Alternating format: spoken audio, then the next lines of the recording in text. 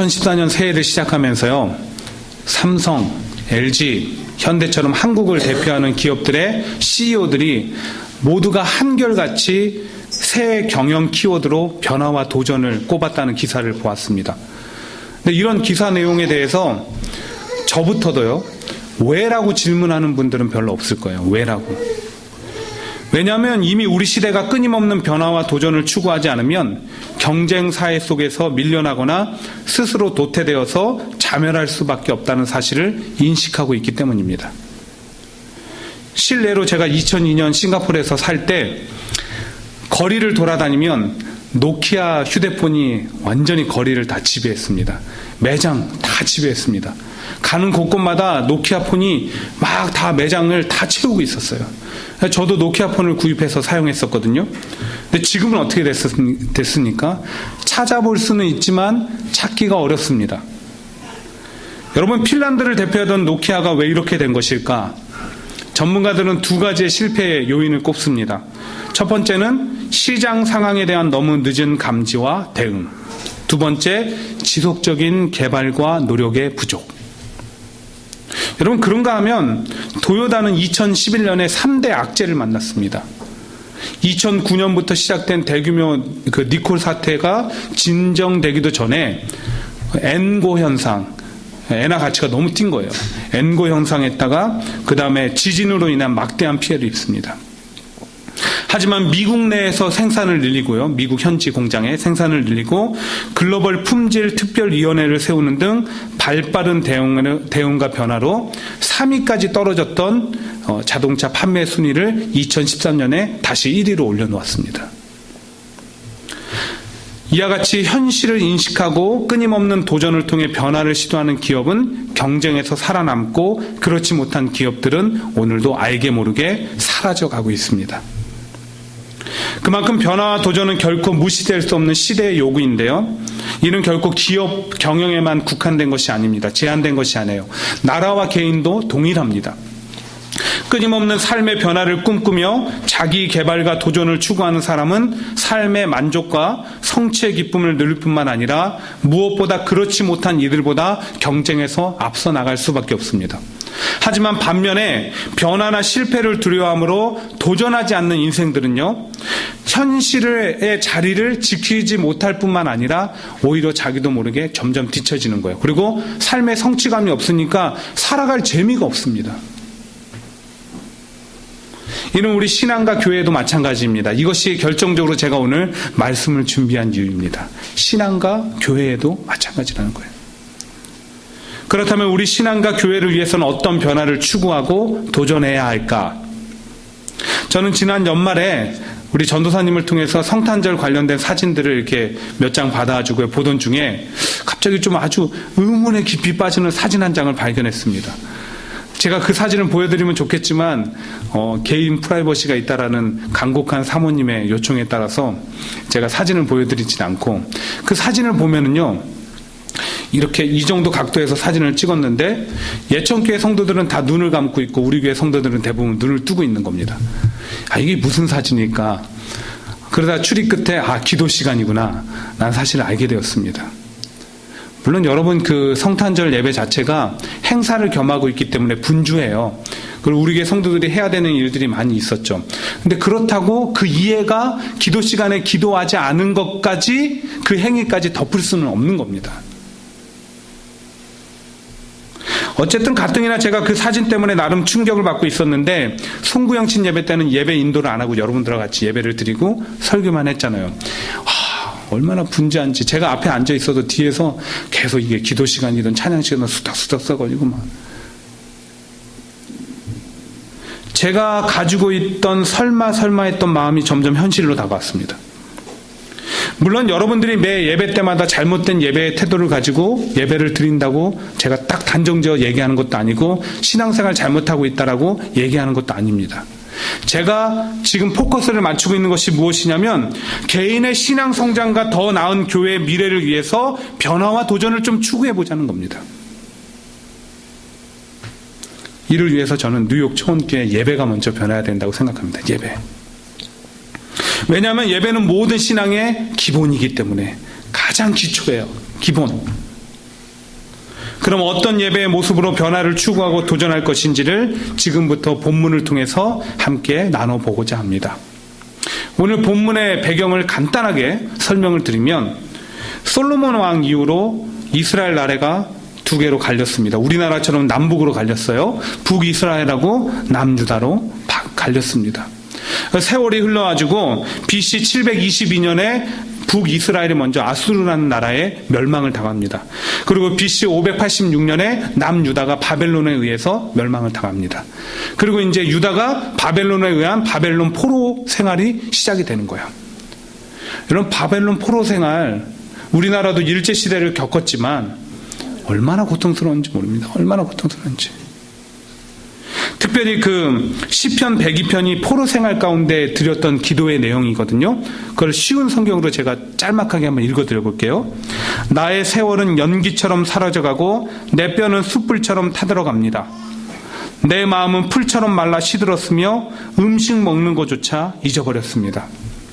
신음하다 지쳐버려 이제는 뼈와 가죽만 남았습니다. 여러분 좀 그 고통이 느껴지세요? 그 현실이 느껴지세요? 포로 생활 가운데 유다 백성들이 얼마나 고통했는지. 하지만 하나님께서는 그들의 기도를 들으시고 약속하신 바벨론 포로 생활 70년이 딱 맞춰지자 그 페르시아라는 나라를 딱 세워서 바벨론을 멸망시키고 1차, 2차 포로 귀환을 시킵니다. 고향 땅으로 돌려보내는 거예요. 그리고 다시 세월이 흘러가지고요, 1차로 포로가 귀환한 지 100년이 또 흘렀습니다. 예, 여러분 잘 들으셔야 돼요.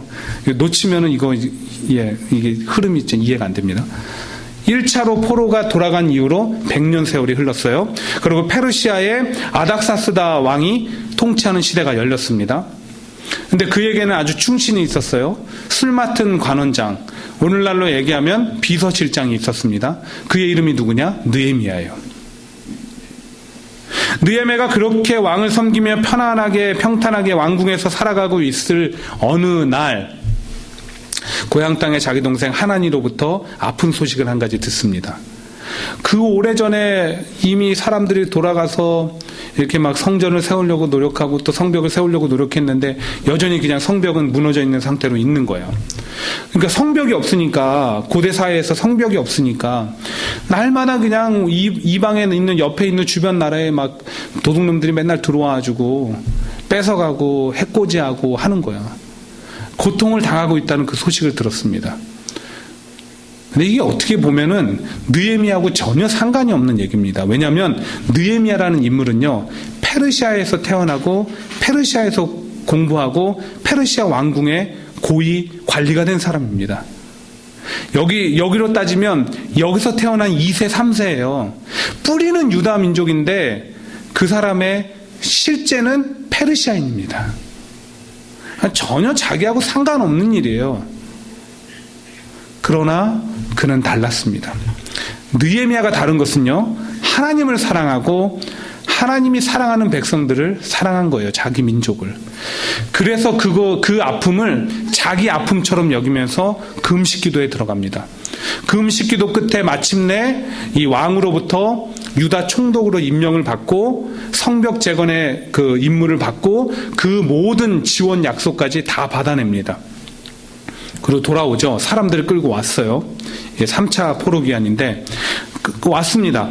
와서 여러 가지 어려움이 있었지만 며칠 만에요? 52일 만에 마침내 무너져 있던 성벽을 다 재건합니다. 그리고 느헤미야 7장에 보시면은 마지막으로 성벽의 문을 딱 달고 곳곳에 느헤미야가 책임자들을 막 세워서 모든 백성들이 이제는 다시 고향 땅에서 편안하게 살 수 있었다는 증거가 기록되어 있어요. 느헤미야 7장에. 여러분, 유다 백성들 생각해 보세요. 모두 고향 땅으로 돌아왔습니다. 그저 그렇게 꿈에도 그리던 성전도 다시 세워졌고 성벽도 세워졌습니다. 부족한 게 없어요. 꿈을 이룬 거예요. 근데 왠지 마음이 불편한 거예요. 편안함이 없어요. 만족이 없습니다. 왜 그럴까? 여전히 하나님과의 관계 회복 또는 영적 회복이 일어나지 않았기 때문에. 이게 왜 중요하냐면 그들의 영적 타락으로 말미암는 하나님과의 관계 파괴가 바벨론 포로 생활을 가져왔기 때문입니다. 그래서 그들이 아무리 겉으로 보이는 성전 잘 짓고 성벽 튼튼하게 지어도 하나님과 관계 회복되지 않고 영적으로 변화 일어나지 않으면 언제든지 사람들의 침략을 받아서 포로 생활을 하게 될지 고통을 당할지 모르는 일이었거든요. 그래서 그들은 영적 변화, 하나님과의 관계 회복을 위한 도전을 시작합니다. 그 내용이 바로 느헤미야 8장에 우리가 읽은 본문 8장에 나와 있는데, 이를 통해 우리 뉴욕 초원교회가 예배의 변화를 위한 몇 가지 지혜를 제가 말씀드리고자 합니다. 그리고 도전하기를 원합니다. 가장 첫 번째는 무엇이냐? 근데 좀 이게 안타까워요. 뭐가 안타까우냐? 정말 들어야 되는 사람들이 없다는 거. 이게 안타까운데, 첫 번째, 자발적으로 나오는 예배가 되기를 원합니다. 자발적으로. 앞서 말씀드린 것처럼 하나님과의 관계 회복을 위한 영적 변화를 간절히 필요로 했던 유다 백성들은 광장에 함께 모였습니다. 특별히 1절은 그들이 모인 이유가 일곱째 달이기 때문이라고 그래요. 일곱째 달. 여러분, 이곳에 이 설명을 좀 잘 들어야 돼요. 왜냐하면 우리가 지키는 이 주일, 안식일하고 좀 관련이 있습니다. 일곱째 달에 그들이 모였다는 거예요. 우리 성경이 말하는 일곱째 달에 대한 그 자세한 설명은 레위기 23장을 통해서 찾아볼 수 있는데, 하나님께서 특별히 이 일곱째 달을 구별하셨어요. 그리고 그날을 통해서 한 해를 돌아보고 하나님 앞에 감사하게 하셨어요. 예배하게 하셨어요. 그리고 하나님이 이 정하신 일곱째 달에 보면은 나팔절, 속죄절, 초막절이 포함되어 있습니다. 그리고 이 초막절은 다른 말로 하면 칠칠절, 맥주절, 오순절, 성령 강림절입니다. 그런데 성경에서 말하는 일곱째 달은 종교력에 따른 거예요. 종교력에 따른 거라는 거예요. 실제적으로 일반 달력으로 따지면 일곱째 달은 언제냐? 1월입니다. 1월. 그리고 2절에 보니까 일곱째 달 초하루 첫날이라고 합니다. 그렇습니다. 결국 유다 백성들은 지금 하나님께서 구별하신 첫 달 첫날, 다른 말로 하면 1월 1일 날, 누가 시키지 않았지만 하나님의 법에 따라서 1월 1일 첫날을 하나님 앞에 드리기 위해서 지금 광장에 모인 거예요. 그리고 선지자 에스라에게 부탁합니다. 율법책을 가지고 와서 무슨 말이에요? 하나님 말씀 들려달라는 겁니다. 자발적으로. 이것을 지금 우리 삶에 적용해 볼까요? 여러분, 한 주가 며칠입니까? 7일이에요. 근데 하나님께서 특별히 마지막 일곱째 날을 구별하여 지키라고 했습니다. 안식일, 주일입니다. 그리고 달력에 보시면 주일이 한 주의 마지막입니까? 처음입니까? 처음이에요. 그렇습니다. 오늘 유다 백성들의 일곱째 날 첫날을 구별하여 하나님께 드리기 위해 자발적으로 모였듯이, 일곱째 날이자 한 주의 시작인 주일은 우리가 구별하여 하나님 앞에 드려야 되는, 반드시 드려야 되는 그 날입니다. 그날을 통해 한 주간 지켜주신 하나님의 은혜에 감사하고 한 주간을 또 맡겨드리는 거예요. 십계명에도 제4계명에 보시면 안식일을 기억하여 거룩히 지키라 명령하고 있습니다. 그런데 그런 구별됨이 우리에게 있습니까? 주일만큼은 양보 못하고 신앙의 가장 기본으로 삼고 있습니까? 언제까지 우리가 남의 손에 끌려서 신앙생활 할 수는 없잖아요. 주일은 우리 것이 아니라 하나님의 것입니다. 나를 위한 것이 아니라 하나님을 위한 날입니다. 하나님께서 그 가운데서 이상하게 하나님을 위해서 우리가 드리는 날인데, 그 날에 안식하라고, 쉼을 얻으라고 또 축복을 주십니다. 우리에게 그런 자세와 태도와 마음가짐이 필요한 거예요. 지금. 근데 어떤 분들은 이렇게 얘기합니다. 저는 주일만큼은 반드시 지킵니다. 그런 분들이 있죠. 바로 여러분들이에요. 너무 귀한 분들입니다. 근데 우리는 과연 그러면 이것을 어떻게 삶에 적용해야 될까? 신앙에. 갈급함을 가지고 예배에 나오시기 바랍니다. 갈급함. 갈급함은 다른 말로 하면 기대감이나 목마름이에요. 영적인 기대감과 목마름을 가지고 예배 가운데 나와야 된다는 거예요. 어떤 신학자가 얘기하기를 현대 신앙인들의 가장 큰 문제는 그 영적 식욕 부진에 빠져 있다는 겁니다. 영적 식욕 부진. 이것을 설명을 하면, 우리가 배고플 때는요, 그냥 온통 먹을 거 생각밖에 안 납니다. 그냥 뭘 먹어도 맛있을 것 같아요. 먹고만 싶어요. 근데 반대로 막 주변에 먹을 게 막 널려 있습니다. 우리 가끔 이제 수련회 같은 데 가면 그런 경험 하잖아요. 주변에 막 먹을 것이 있어요. 그러면 거들떠도 보지 않아요. 막 캔디가 막 굴러다니고 애들 발로 차고 다닙니다. 배가 부를 때는 그 흔한 유명한 메뉴 있잖아요. 아무거나 메뉴. 아무거나 먹었으면 좋겠고 별로 뭘 먹고 싶은 생각이 별로 없어요. 이게 바로 현대인들의 신앙 가운데 있다는 겁니다. 다양한 풍요 가운데 우리가 살아가다 보니까 또 삶의 별다른 어려움이나 고난이 없다 보니까 영적으로 갈급함이 없어요. 기대감이 없습니다. 목마름이 없어요. 근데 여러분, 우리가 하나님을 필요할 때만 찾는다면 지금 이렇게 반복되는 고통을 당하고 있는 유다 백성들하고 우리가 다를 게 뭡니까? 우리 안에 여전히 그런 미숙한 신앙의 모습이 있다면 이를 위해 또 변화와 도전을 추구해야 됩니다. 그리고 그 시작은 바로 나는 잘하고 있다, 내 신앙은 괜찮아, 이 교만한 마음 버리고 겸손함으로 하나님 앞에 지금 현재 내 신앙의 상태를 솔직하게 고백해야 됩니다. 엎드리며 나가는 거예요.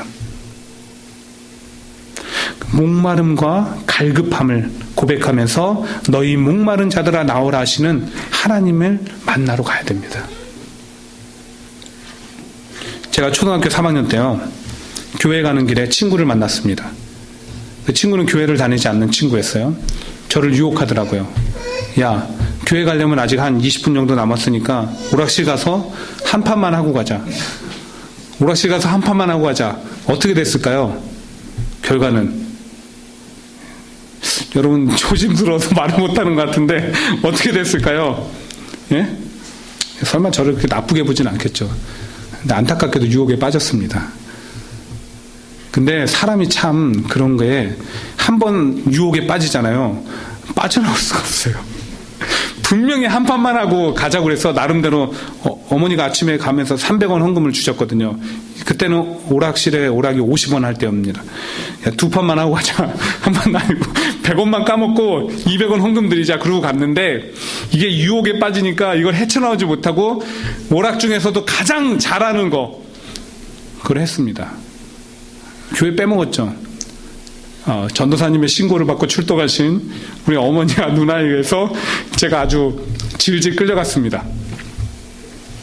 그리고 그날 어머니한테 새 옷걸이 있잖아요. 세탁소에서 쓰는 새 옷걸이로 뒤지게 맞았습니다. 정말 어느 정도로 맞았냐? 살이 막 터져가지고 그 다음날 학교를 못 갔습니다. 예. 막 얼굴에 막 피가 터지고. 제가 그날 깨달은 게 있어요. 아, 주의를 범하면 죽을 수도 있구나. 주의를 범하면 죽을 수도 있구나. 그 마음이 저한테 이렇게 들어왔어요. 그런 마음으로 정말 살아가는데, 논산훈련소에 입대했는데 이거 신병 적응 기간이라고 하나요? 그래서 첫 주에 교회를 안 보내는 거예요. 마음이 그날부터 일주일 동안 너무 불편했습니다. 그리고 마침내 두 번째 주에 예배당을 딱 들어가는데 이렇게 예배당 문을 딱 들어가는 순간부터 막 눈물이 흐르기 시작하는 거야. 너무 갈급했던 거예요. 그날 뭐 하나하나, 심지어는 이렇게 조교의 욕조차도 은혜스럽더라고요. 그날 모든 예배가 은혜스럽습니다. 사랑하는 여러분, 솔직히 우리가 한 주, 두 주 교회 빠먹는다고 죽지 않아요. 어떤 일이 일어나지 않습니다. 그런데 우리에게는요, 영적으로 죽는다는 각오가 필요합니다. 실제로 그렇고요. 우리가 이렇게 하나님 만나는 자리 자꾸 피하다 보면 영적으로 나도 모르게 죽어가는 거예요.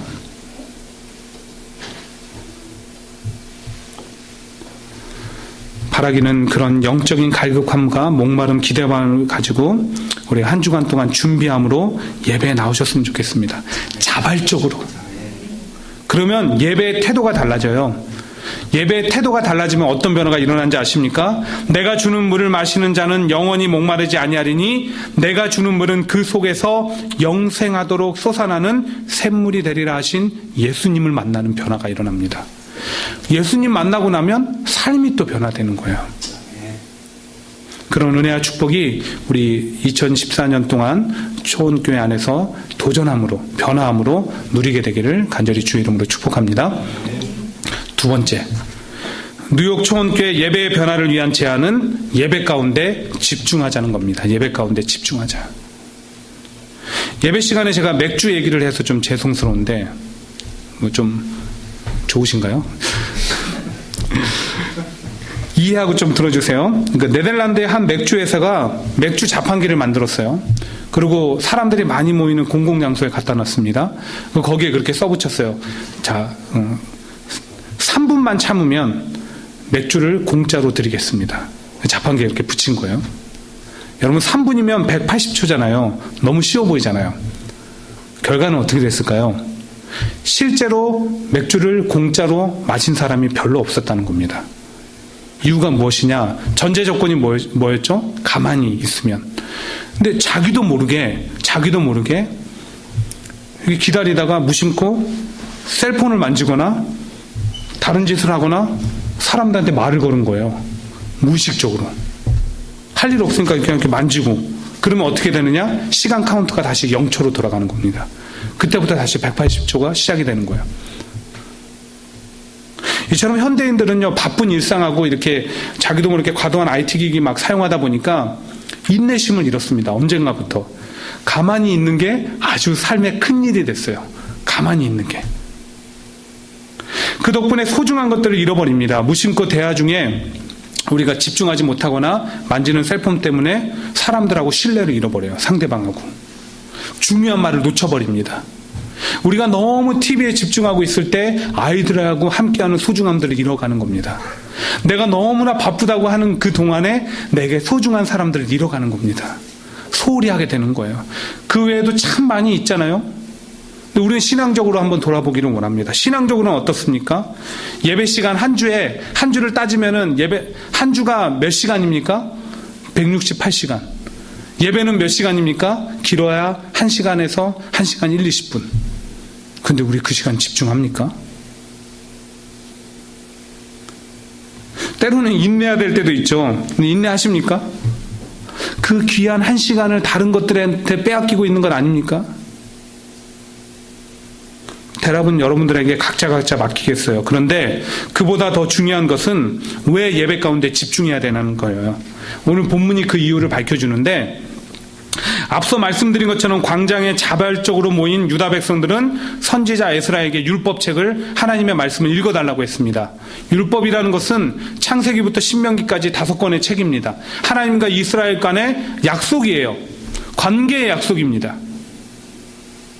근데 그것을 얼마큼 읽었다고 합니까? 3절에 보니까 새벽부터 정오까지 최소한 6시간 동안 설교한 거예요. 아, 여러분, 지금 벌써 제가 설교한 지 20분 조금 넘었는데, 여러분 솔직히 지겹잖아요. 예. 근데 6시간 설교했다는 거예요. 6시간. 근데 또 성경이 뭐라고 합니까? 집중했대요. 경청했다는 겁니다. 그 시간 동안 흐트러짐 없이 모두가, 온 백성이, 말귀를 알아들을 수 있는 사람들은 모두 다, 남녀나 구별 없이. 그러니까 결과가 나타나는데 9절입니다. 느헤미야 8장 9절인데, 백성이 율법의 말씀을 듣고 다 우는지라. 왜 울었을까요? 집중할 때 영이신 하나님의 음성이 들리는 거예요. 말씀이 육신에 대해서 오신 예수님과 만남이 이루어지니까 감격해서 우는 겁니다. 잘못 살아온 자신의 삶이 보이고 그럼에도 불구하고 베풀어 주신 하나님의 은혜가 생각하고 깨달아지니까 또 우는 거예요. 회개가 터져 나옵니다. 막. 그럼 여기서 제가 다시 한번 아까 드렸던 질문 드려볼까요? 왜 예배 가운데 집중해야 된다고요? 하나님, 예수님, 성령님은 모두 영이시기 때문에 집중할 때 그분들을 느끼고 들을 수 있고 경험할 수 있기 때문에. 그래서 은혜와 감격이 넘쳐나는 거예요. 그래서 또 요한복음 4장 24절이 이렇게 권면하는 겁니다. 하나님은 영이시니 예배하는 자가 영과 진리로 예배할지니라. 프랑스의 나폴레옹 황제가요, 아주 전쟁에서 대패를 하고 세인트 헬레나 섬에서 유배 생활을 하고 있을 때 한 기자가 가서 물었대요. 당신 일생에 있어서 가장 행복한 때가 언제였습니까? 언제가 제일 행복했습니까? 한참을 고민에 빠진 거예요. 언제가 행복했지? 그러다가 나폴레옹이 이렇게 대답했습니다. 전투가 치열하던 어떤 주일이었죠. 그때 나는 쫄병이었지만 아침에 철모를 벗고 교회에 가서 하나님께 감사하고 눈물을 흘리며 예배를 드릴 때가 있었습니다. 바로 그때가 내 일생의 가장 행복한 때였습니다. 이처럼 예배는 우리 삶에 놀라운 일들을 이룹니다. 평화, 안식을 주는 거예요. 하나님께서 예배를 통해 우리를 찾아오시기 때문입니다. 그러므로 다시 한번 말씀드리고 부탁드립니다. 예배에 집중하십시오. 최선을 다해 참여하십시오. 그런 게 하면 예배를 준비하는 설교자, 찬양 인도자, 기도자, 특송 인도하는 사람, 모든 예배를 준비하는 자들, 예배하는 마음으로 준비하십시오. 그래서 우리 예배가 온 마음으로 하나됨으로 나아감으로 우리는 하나님께 집중하고 하나님은 우리 예배 가운데 집중함이 있는 축복된 뉴욕 초원교회 예배 시간 되기를 간절히 소망합니다. 마지막 세 번째, 시간 좀 많이 갔지만 진정으로 하나님을 높이는 예배가 되기를 원합니다. 하나님을 높이는 예배. 이게 두 번째 우리가 집중하는 거하고 비슷하기 때문에 간단하게 설명하고 마무리할게요. 본문 5, 6절에 보니까 에스라가 하나님의 말씀을 펼칠 때 모든 백성들이 일어났대요. 그리고 하나님을 찬양하니까 아멘으로 화답했습니다. 어떻게 보면 별로 이렇게 특별한 게 없어요. 근데 원래는요, 하나님 말씀을 읽을 때 일어나지 않는 것이 예의랍니다. 원래는요. 근데 아까도 제가 말씀드렸지만 하나님의 말씀을 읽을 때 집중함으로 그 말씀 가운데 압도되었던 백성들은 자발적으로도 자기도 모르게 말씀을 딱 펴는 순간 일어난 거예요. 하나님을 리스펙트한 겁니다. 존중한 거예요. 아멘도 같은 의미입니다. 즉 하나님을 찬양받기에 합당하신 분으로 인정하고 존중한 가운데 예배에 임했던 거예요. 그러고 보면 우리가 드리는 예배는 기본적으로 우리를 위한 것이 아니라 하나님을 높이기 위한 것입니다. 예배의 주체가 우리가 아니라 하나님이시라는 거예요. 또한 그분은 내게 새로운 생명을 주시고 날마다 은혜와 사랑을 베풀어 주시며 찬양과 경배를 받기에 합당하신 분이기 때문입니다. 이런 관점에서 보면 처음 시작되는 찬양부터 기도, 말씀, 마지막 축도까지 무엇 하나 귀하지 않은 것, 놓칠 수 없는 것들 투성이입니다. 하나님을 높이는 것이기 때문에, 하나님이 그 시간을 통해서 높임을 받으시기 때문에 우리는 부족하지만 하나님을 높이는 자리에 부르심을 받았기 때문에 무엇 하나 귀하지 않는 것이 없다라는 거예요. 그런데 우리가 잘못된 생각으로 그 하나님을 높일 수 있는 기회를 잃어버리고 있는 것 아닙니까? 그러므로 사랑하는 여러분, 다시 한번 부탁드립니다. 우리의 예배가 하나님만을 높이는 예배가 되기를 원합니다. 이를 위해 먼저 날마다 예배를 준비하는 준비자들을 향한 리스펙트부터 시작하십시오. 아침에 와서 그 수고가 얼마나 귀합니까? 그리고 함께 해주십시오. 반드시 하나님께서 우리 초원교회 예배를 통해서 기뻐하시고 영광 받아주실 것입니다. 말씀을 맺습니다. 한남대 초대 총장을 지내신 이원설 박사님께서 쓰신 예루살렘 고난과 영광의 시온성이라는 책이 있습니다. 그 책에서 이제 오늘의 그 영적인 부흥과 변화를 표현하시면서 이원설 박사님이 뭐라고 하시냐면 그 유다 백성들의 변화를요, 이거면 대해서 이거야만 대로의 변화라고 표현하십니다. 이거면 대해서 이거야만 대.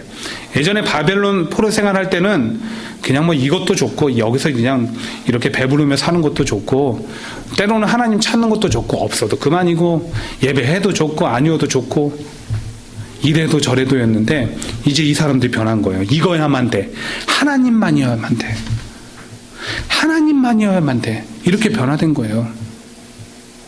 이런 기본적인 생각의 변화와 삶의 변화를 위해서 우리 뉴욕 초원교회가 2014년 예배의 변화를 먼저 도전합니다.